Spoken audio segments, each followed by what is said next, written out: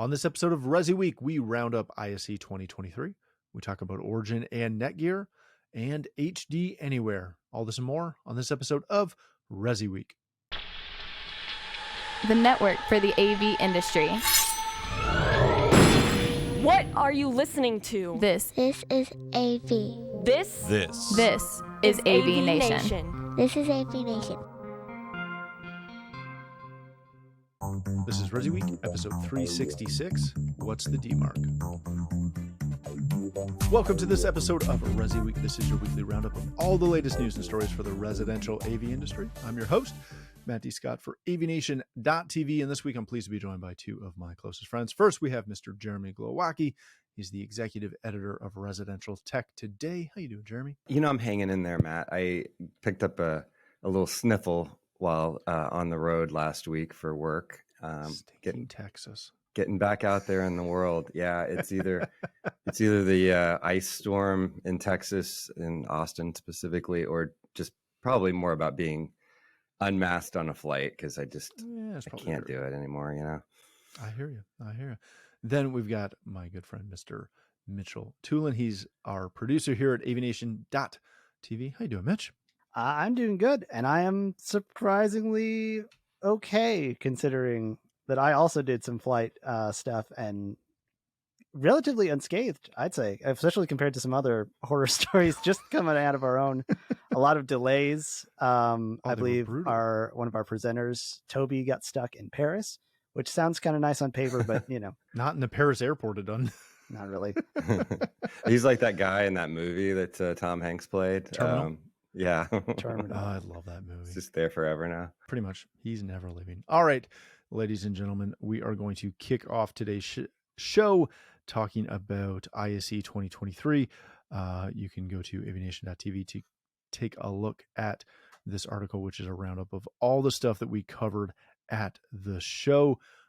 It was touted, I believe Mike Blackman touted it as the most successful and largest attendance.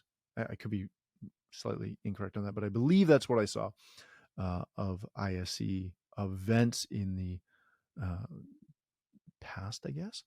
But again, all the footage I saw out of it, all of the social media out of it, looked like it was a fantastic show with a lot of cool stuff. Mitch, I'm going to start with you because out of the three of us, you were the one that was there. What did you see? What did you hear about? What was the vibe? Was this not... My understanding from social was that this was essentially trade shows back to normal. Was that accurate? Yeah, I would say so. I did not have the fortune to go to Barcelona in 2021 or 2022. I don't know what year it is anymore. 8 months prior. And I'm sad about that because it was May and Barcelona and wonderful. Mm-hmm. But back then the question was it was not, we're back. It was like with a question mark. We're back. So we weren't quite there. 8 months later, Barcelona 2023. I would say that that's an exclamation point now. We are back. Day one was really good. Day two was ridiculous. Like it was jam-packed, just waves of people trying to get in nonstop. And day three was also pretty good. By four, it subsided a little bit. I know that royalty showed up at some point. I saw the King of Spain was there. No Moxie Fruvis though. That's a terrible. If you get that reference, I'm sorry. I usually, as a producer, live vicariously through our show crew. And they did wonderful stuff on the floor. And like Matt said, you can check out all our stuff on our YouTube and on our site. But I did actually get some time to go at least stalk around Hall 2. Leon Speakers had some wonderful looking stage stuff. I wasn't able to actually hear it, which is kind of the thin thing you want to do, but it looked very nice. I was able to go to the CEDIA booth, try to look for Joe Whitaker, but he was busy with some sort of NETGEAR thing. I'm sure that's not important. It's not residential. I definitely don't recommend it, but Hypervision had a very interesting booth. They are the guys behind, they do revolutionary 3D holographic stuff. And I put revolutionary in quotes because it's literally a fan that spins. So I wouldn't suggest putting that in the home. I believe our PA for the ground crew, Danny, said that it was like 90 decibels in that They're pretty stand, loud, just yeah. from the sound and the fans and the music. But it looked great. It looked great on video, and it just was a very cool thing. But yeah, it was a really good show, I think. Jeremy, I followed it fairly well, I think, online. And I'll echo, I believe it was Danto, who kind of postured that the majority of what he saw coming out of the show was photos of AV Tweeps together, which again makes everybody smile.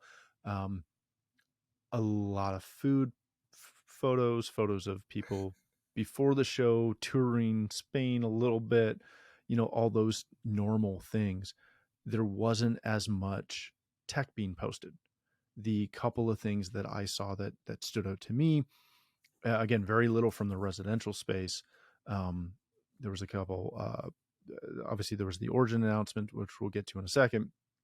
There was an HDANYWHERE announcement. There was a couple other announcements that kind of broke through the noise. But really, probably the only big one that I saw that was got some traction was a Crestron multi-camera automated conference room thing, which again has no bearing in the residential space. How hard is it to follow these shows when there's not massive announcements necessarily? And my apologies if I missed your massive announcement. Yeah, I think the media part of it is interesting because I get contacted by our friends in the public relations space who are attending ISE, and they have to be there because their clients are there, and they're there for the international media that's going to be attending. But they're courteous enough to ask their U.S. press, "Are you planning to travel?" And I've only done one ISE show in Amsterdam many years back, just to sort of see what was I missing. And the feeling that I got from it was that it was at that time, of course, well before COVID, before supply chain issues. It was a repeat of what I had already seen at CEDIA Expo, maybe CES back then, not so much today probably, and then Infocom as well, when everything was on its rhythm of when they were coming out. Now, it was a combination, obviously, of an Infocom and a CEDIA Expo in one hall, which was kind of interesting. But for someone who is covering the residential side, the commercial stuff is just a little bit of a distraction. It's a little bit more of like overwhelming the senses of this large facility and multi halls, getting through things that you don't need to see to get to the stuff you do need to see. And when you get there, it's stuff you'd already seen. Now it's stuff that once in a while, a company, and I remember in those early days, Control 4, well before the Snap purchase, was using ISE as an introduction platform. They were gearing their product cycles around ISE. I don't know how much that happens now because just things are out of whack. Companies are trying to introduce products when they can do it.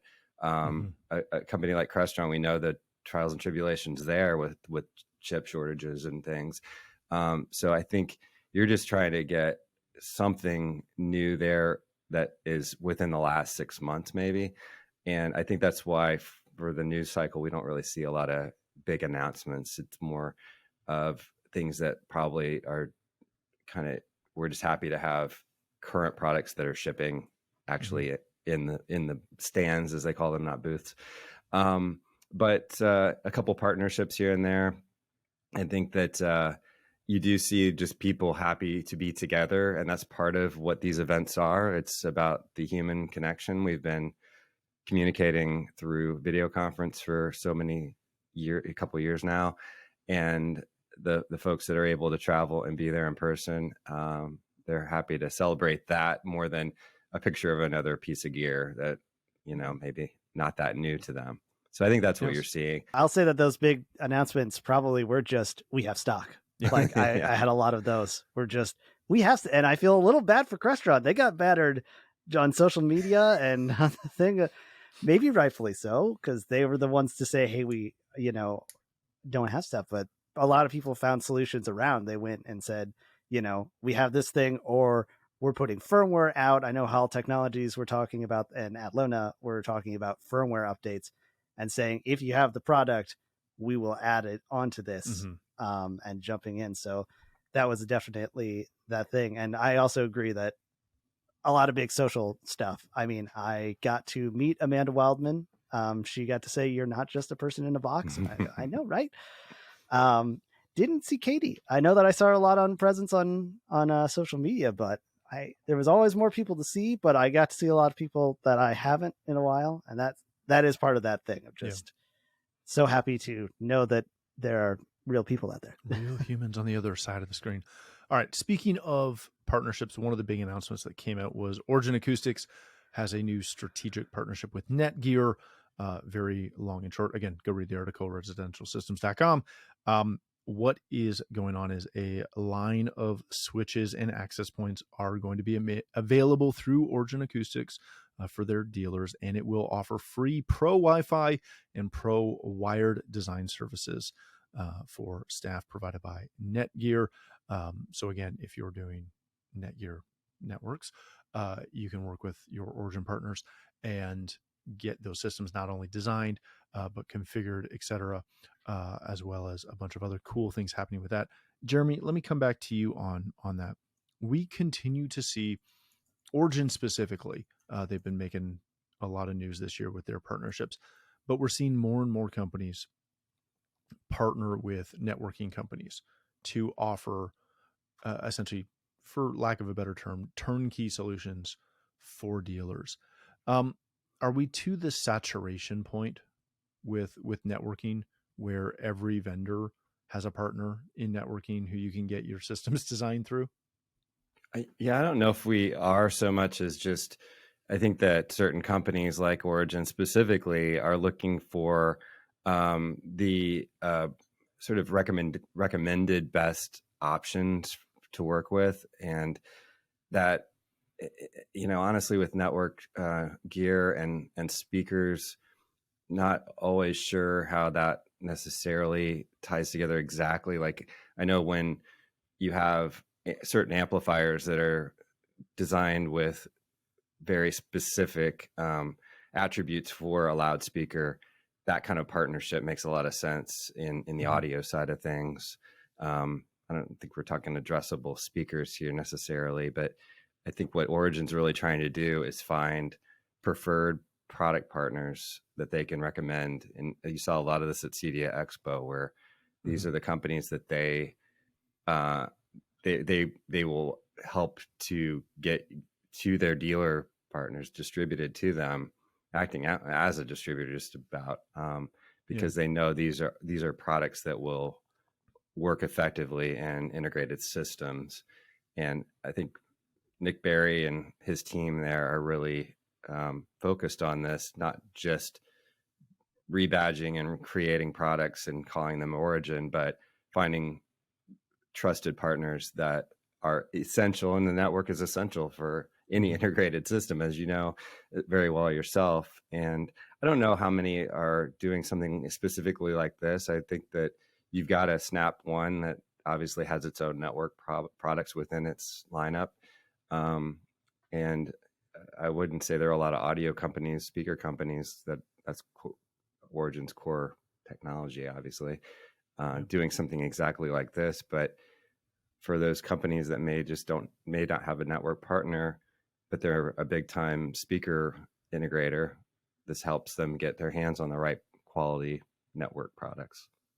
Mitch, is this, we keep seeing this. We keep seeing big players add continual partnerships with other players to broaden their offering. Is this coming down to the simplicity of just being able to, because I know, like, you read all these stories half the time before I see them. Is this just coming down to the combination of what Jeremy said of, hey, these are companies that we trust, you trust us, so you should trust them, how much of it is also the simplicity of, hey, you're placing speaker orders. Now you can also place your sub order. You can get your Velodyne. You can also place your NETGEAR order. You can do everything on one PO and just work directly with us on it. Yeah, I think that simplicity is part of the thing. I think also NETGEAR has a proliferation. I don't know if that's the word I'm using correctly, but yeah, one of the things we talked to John Henkel in their stand, and he was saying that there's a lot of companies that were out there with NETGEAR stuff just on display. It wasn't like they were a full partnership. It was just that's what we're using for their network stuff. So in a way, that it doesn't surprise me that this is a good deal. It's really interesting to me because I've followed NETGEAR for years, and it's kind of their rise in AV has been phenomenal, because they went from, and again, this is not putting them down at all, but they went from being just another network company to the preferred manufacturer across the board pretty quickly. Like, they've done a phenomenal job with that.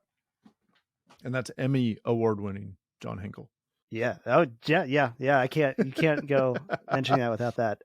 I want to say it was either last ISE or the last Infocom where they added the AV part to it, and said, "Hey, we are committed to AV specific." Yeah, and I think it's showing. Yeah, and the channel specifically, the CEDIA channel, like they really recognize.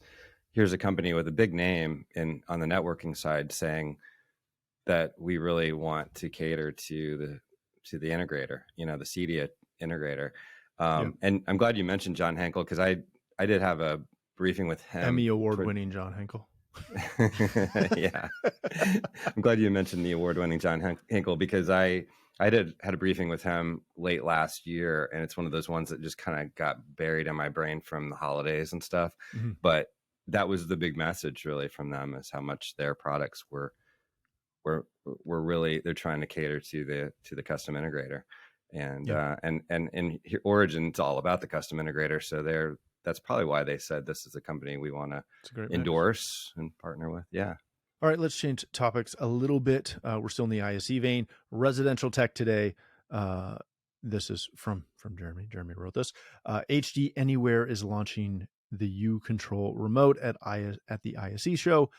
If you don't know HDANYWHERE, it's the brand name for HD connectivity, which is essentially a unified control system distributed through the US through Apex.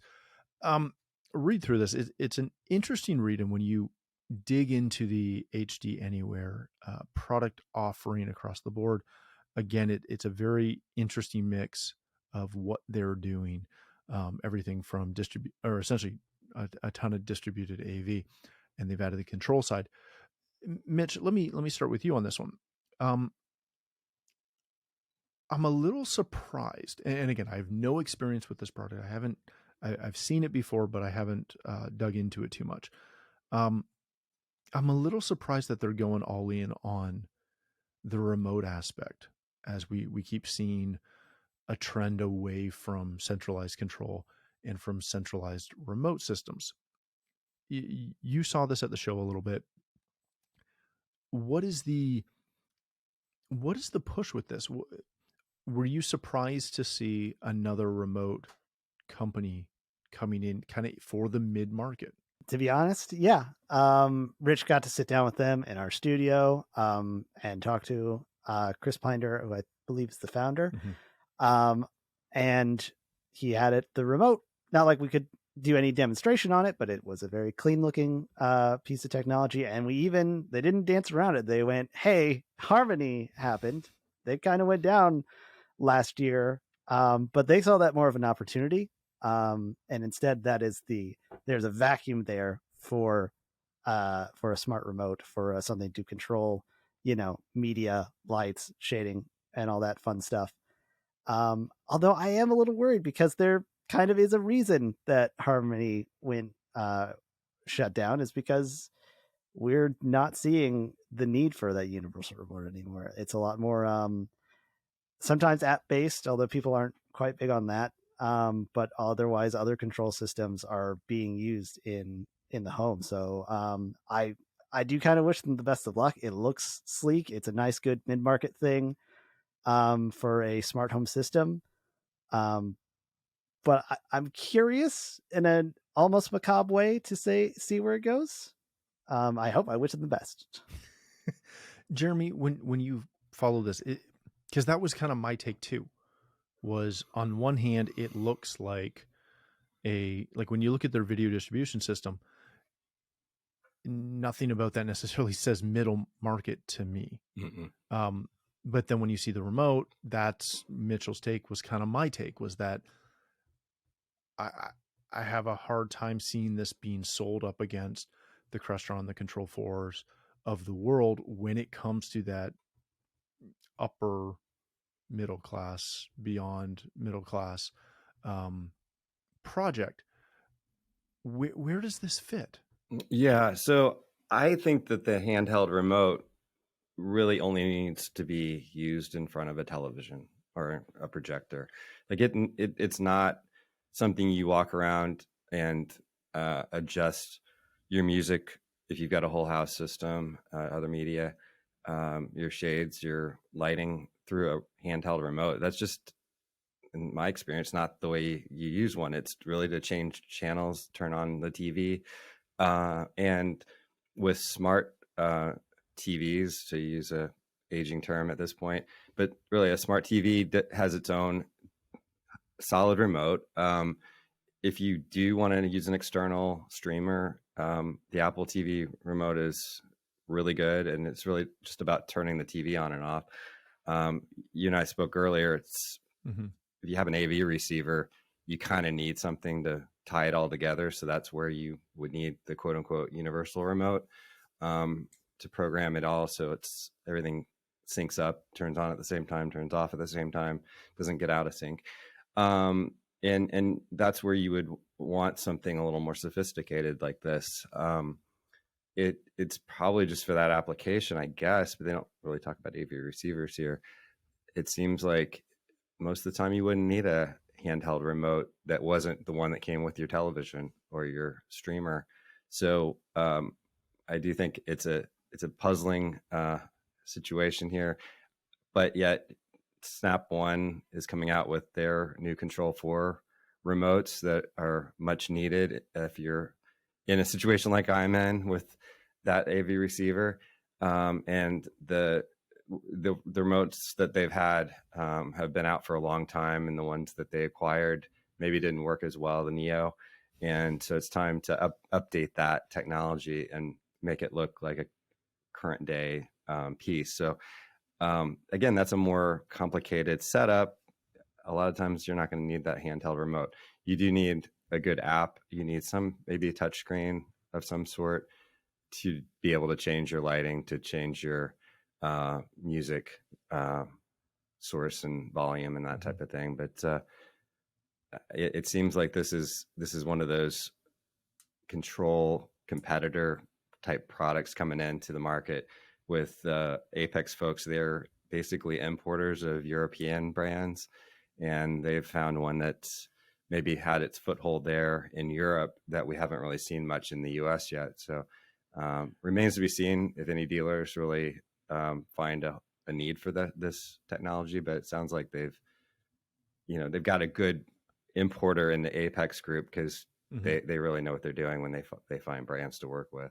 How much of it is just the demarc between, you've got a TV on a wall, whether you have a receiver or not, but you have a TV on the wall with local sources versus a rack? We had Mark Feinberg on a couple of weeks ago, and that was kind of his take on things, was if you're only using local sources, you don't need I don't want to say you don't need a control system, but you don't need a control system. Yeah. Whereas if you're doing centralized distributed AV, right, and specifically the V aspect of that, if you're doing distributed video, you need a control system. And that's kind of the demarc. Is that what you see going forward? Yeah, I would think that's a good way to explain it. And on the high end, and that's where you said how's this an not entry level, but mainstream remote versus a more high end kind of control system. And that's why it's confusing, because you do think that you're going to have that distributed system at a higher price point at a, more affluent consumer level, because most people aren't going to pay for that rack of equipment hidden away somewhere, distributed around the house, on the average homeowner side. But obviously that's a bit of the bread and butter of the custom integration channel client base.